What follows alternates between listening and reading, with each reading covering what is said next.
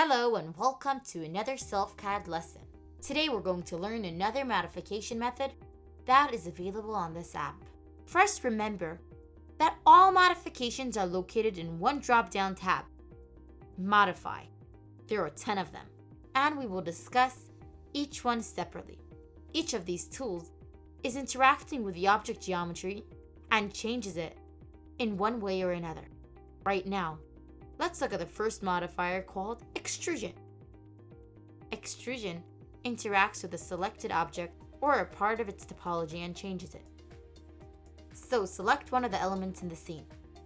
I have created a cube and cut it with a segmented mesh. Then go to the face selection mode. Select one or more polygons to which you want to apply extrusion. After that, select Extrusion, the first one from the tab Modify. The orientational pointer of the tool is immediately added to the object. If you hover the mouse cursor over the object until it gets yellow, and then drag it aside, the selected object geometry will be pulled to the direction of its normal. Let's look at the settings panel. Here you can pull in or out the selected polygon by changing the amount value manually, or by entering a numeric value into the index input field. You can observe the same action in the viewport window at the same time.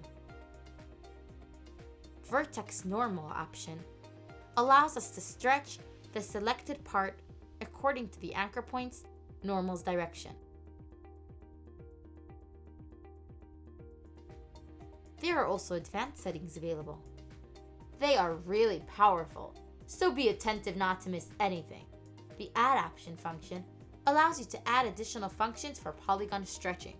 If you click on it, you'll see a drop-down tab with option types, for example. Size, which allows you to control the size of selected parts of the element. Select this function, and under the drop-down, you can set this option along one of the coordinate axes by entering a numeric value in the input field.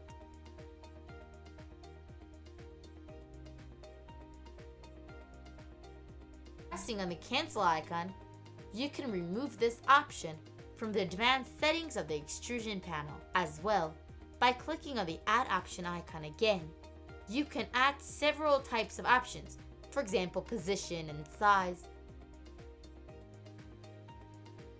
Repeat allows you to choose the amount of repetition of the extrusion action by entering a numeric value in the input field.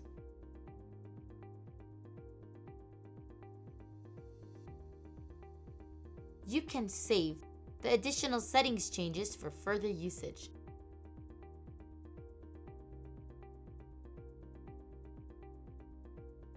They will be displayed in the drop-down tab, Load Macro. You can choose one of them from this tab.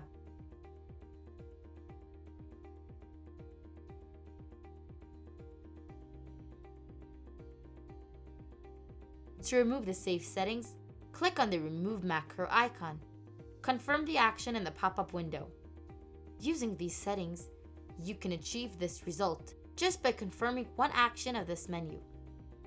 If you are using the extrusion modification to a group of several polygons, an additional function, Allow Duplicated Faces, will appear in the settings panel. It will allow you to stretch faces aside from each other without combining them into one group.